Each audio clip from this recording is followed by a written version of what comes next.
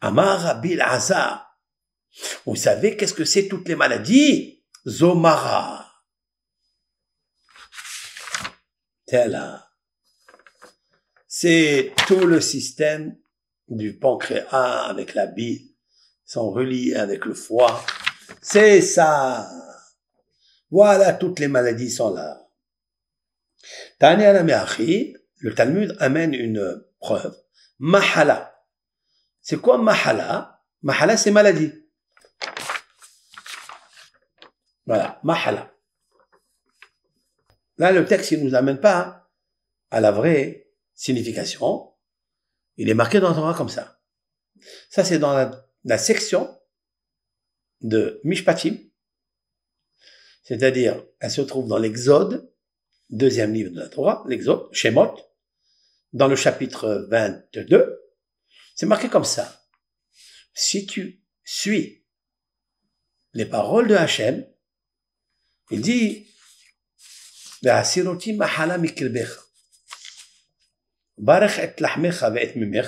je traduis.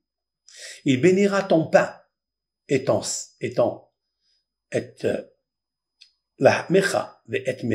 c'est-à-dire ton pain et ton eau,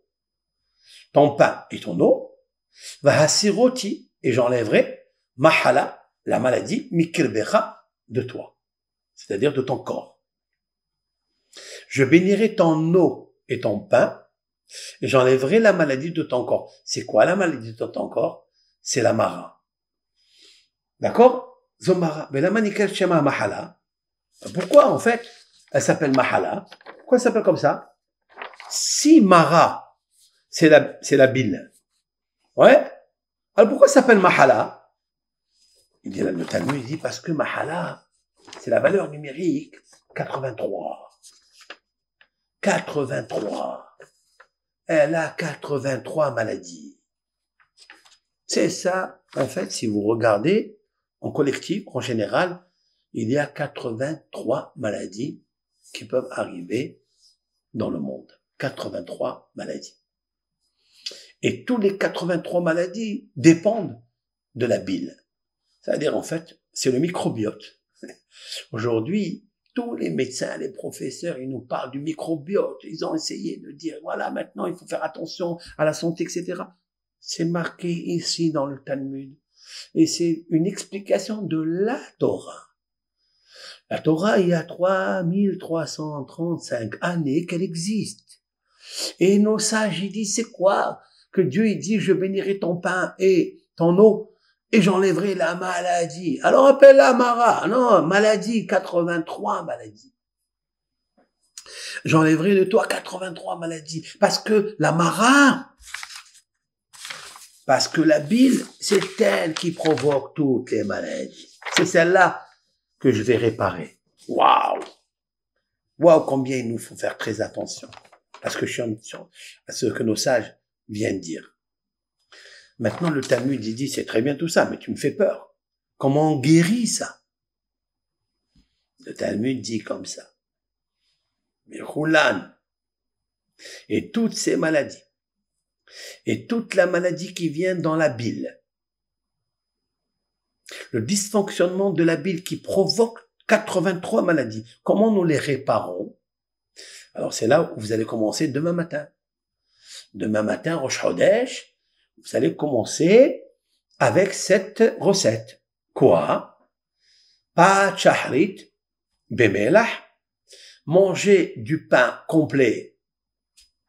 J'ai ajouté le pain complet, c'est pas marqué dans la Gemara. C'est marqué pas chahrit. Mais il y a un rave qui s'appelle Mordechai ou Mordechai. C'est un rabbin qui a vécu au XIIIe siècle, qui dit c'est bien le pain complet. Vous voyez, déjà, les hachamim, déjà de l'époque, ils savaient que le pain complet est très, très, très, très vivace pour réparer la bile, pour commencer à réparer, restaurer les 83 maladies. Mais Koulan, tous ces maladies-là, alors il y a beaucoup de gens qui m'ont demandé, Rav, comment on fait pour arranger l'intestin? Il y a d'autres qui m'ont dit, Rav, comment on peut faire pour arrêter tel et tel, comment on appelle ça, les pressions artérielles, la hatzdam. c'est-à-dire la pression du sang. Comment on peut arranger la circulation sanguine? Comment on peut arranger toutes les maladies? OK? Le diabète, le cholestérol. Voilà, les 83 maladies sont... Et tout ça, il vient de quoi? La nourriture. Dieu, il dit, j'enlèverai toutes les maladies de toi. Hein? Et c'est quoi toutes les maladies? C'est la bile. C'est ça, la valeur numérique, mahala, c'est 83. Hein? Le diabète, le cholestérol, toute la couffaine, l'Alzheimer, le cancer, il y a tout dedans. Comment on les enlève? Alors, nos sages disent, Koulan, quelle expérience énorme que nos sages sont en train de nous raconter là. Pas de shahrit, vous faites la prière, vous faites les bénédictions du matin, Modéani, Nefanecha, tu remercies Hachem, d'avoir rendu ton âme. Elle est propre, elle est belle, elle est neuve, elle n'est pas usée, fatiguée comme tu lui as donné le soir avant de dormir. Il te l'a rendu nickel. Il est fidèle, Dieu. T'as rendu ton âme. Ok. Tu fais ta prière. Si c'est un homme, il fait la prière. Il met des téphilines. Il fait le schéma. D'abord, il nourrit son âme. Et après, il s'installe. Il prend 60 grammes de pain. Pas plus. Pas trop. Il y a des femmes qui mangent 2 baguettes. Après, tu vas jouer à la baguette. Fais très attention. Tu manges 60 grammes de pain. Et ce pain, il doit être avec du sel. C'est marqué pas de shahrit, bemelah. Melah, c'est le sel. C'est pas le sel posé à table. Non. Pétri. D'accord? Pétri dans le sel. Un peu de sel. Faut pas mettre beaucoup de sel. Un peu. Mais la Gemara, elle dit, pas de shahrit, le pain du matin, bemelah, avec du sel. Et quoi encore? Kiton shel maï mevatlatan. Plus un bol, pas un verre, un bol d'eau que tu devras boire après le pain complet salé. Dans sa fabrication. D'accord? Du pain fabriqué avec du sel, 60 grammes, et après tu bois kiton shel maïm. Kiton, ça veut dire un bol. Il n'y a pas dans le Talmud, ni dans les poskim, c'est dans les décisions halachiques, n'ont pas expliqué quelle est la mesure. Tout le monde demande le dosage. Combien d'eau? Ce que je sais, c'est 60 grammes de pain. C'est par volume, hein. Par rapport au volume. Ça s'appelle kabetza. Comme le volume d'un œuf, pas le poids, c'est le volume. Le volume, non, si on voit d'après le poids, c'est en fait 58 grammes. Mais d'après le volume, c'est toujours un peu plus. Donc, on va ajouter 2 à 3 grammes. On va dire 60 grammes. D'accord? 60 grammes de pain. Maintenant, il devra boire après de l'eau.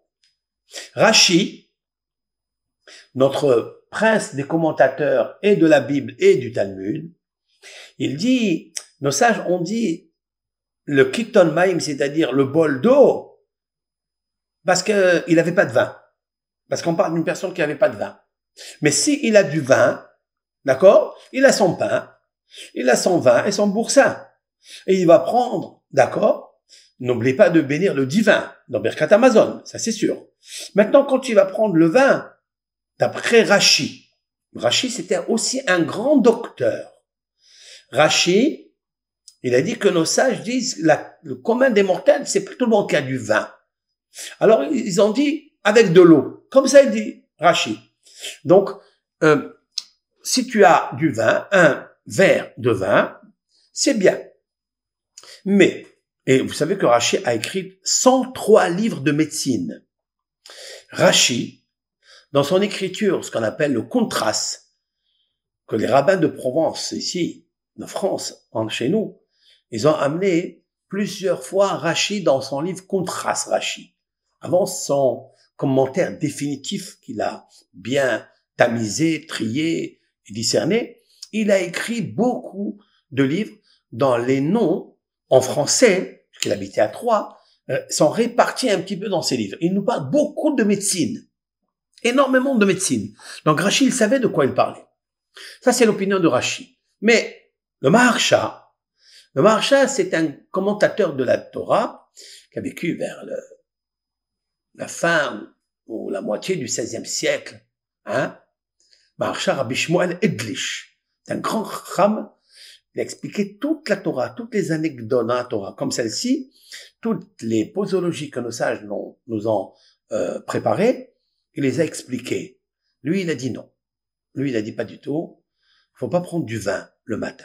Du tout. Parce que le vin il y a des gens qui sont très fragiles, peuvent avoir la tourmente à cause du vin. Et après, s'il doit étudier, il va perdre le divin. Alors, tout ce qu'il a mangé, c'est en vin. Donc, il faut écarter cette hypothèse du vin. C'est-à-dire, il faut l'écarter. On parle ici de l'eau. De l'eau, vraiment de l'eau. Qui touche le maïm, un bol d'eau. Moi, j'ai expliqué qu'un bol d'eau, c'est 3 verres d'eau. Il boira 3 petits verres d'eau. Donc, il ne faut pas qu'il soit froid, il faut qu'il soit tiède. Si vous voulez ajouter un peu de citron dedans, on peut. Mais là, la Gemara ne parle pas de ça.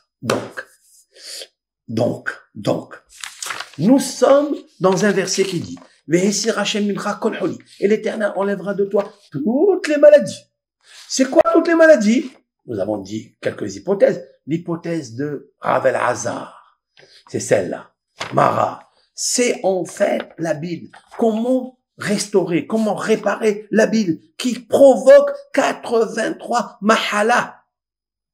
Alors il dit, tu mangeras du pain salé, pétri dans le sel un peu, et tu boiras après un bol d'eau. Et pourquoi il faut boire un bol d'eau? Pour que la nourriture qui est là ne devienne pas comme une pierre. Parce que toutes les molécules, toutes les particules de cette moule-là, si c'est la viande, après il y a des fois on mange le poisson avant, après on mange la viande après, en buvant un peu de quinoa, c'est-à-dire on se rince un peu la bouche avec un peu de vin, ou avec un peu de sel, ou avec un peu de légumes, d'accord? Mais tout va se mélanger où? Dans le bol alimentaire. Le bol alimentaire, il est comme ça. Il est comme ça. Tu peux pas remplir plus que 4 litres d'eau. C'est pas possible, il fait que 25 centimètres. Qu'est-ce que tu vas lui ajouter? Où tu vas aller? Donc tout se compacte, tout se compresse. Voilà d'où viennent les angoisses. Voilà d'où vient le diabète. Parce que chaque chose n'est pas en fonction de ce qui n'est pas réparti. D'accord? D'après ça, on nous apprend à ne pas manger beaucoup de sortes. Et les légumes, et la protéine, et ça, et ça, et ça. C'est un grand mélange, là. D'accord? Donc, tout ça, ça fabrique comme ça, ça congestionne. Ça fait une pression à l'intérieur de la keva. Si elle fait ça, si on la compresse, elle ne peut pas se presser par la glande. D'accord? La glande qui est gastrique, pour te sécréter les enzymes qu'il faut. Cet acide qui va découper la nourriture. Si tu fais pas ça alors que tu tombes malade, c'est la mara. Mara, ça veut dire tu es amer. Marara, en arabe. Marara. Et après, c'est la malédiction qui arrive. Alors, nos sages, ils disent, voilà ce que tu dois manger le matin. Tu manges un pain complet, 60 grammes. Alors, parce que ça s'appelle kabetza 60 grammes. Mais c'est tellement beau que tout est relié en fait. Regardez. Ce que je vous ai dit, c'est très relié. Regardez. Mara, c'est la bile. Keva, c'est l'estomac. Ok? Mais je vous ai fait rentrer tout ça dans le mois de Kislev. Ouais? C'est ce que tu prends avec ta main. Et comment tu remplis le kos? Vous avez eu le kos? Kos, c'est le bol. Kos, c'est un bol. Kos, c'est un verre. En fait, l'estomac, c'est un verre. Mais attention à ton verre. Attention. Parce qu'il y a des verres. Quand l'estomac il est à l'envers, parce qu'on a fait rentrer n'importe quoi, il va pas sécréter par la glande les enzymes acides pour découper, décortiquer la nourriture. Alors, il faut avoir kos, l'eau. L'eau, c'est toi. Il faut avoir un bol pour lui. L'eau. Lui, pour lui, l'eau. Il faut prendre de l'eau aussi. Là. Donc ici, c'est quoi ça? C'est la lettre qui dirige le mois de Kislev. Le Sefer Haïtira, il dit la lettre qui dirige ce mois, c'est la lettre Samer. La lettre Samer. La valeur numérique de Samer, c'est 60. C'est pour ça qu'il faut prendre 60 grammes, pas plus. Pour que ton estomac, qui est rond comme la lettre Samer, il soit sommaire. C'est quoi sommaire? Appuyé. Comme ça, il t'appuie, il t'aide, il te favorise la bonne santé. Et il appuie aussi l'amara. Il appuie aussi celle-là. Le pancréas, la bile, le foie. Il va les appuyer, il va les aider. C'est une entraide. Mais si tu fais un dysfonctionnement, c'est pas bon.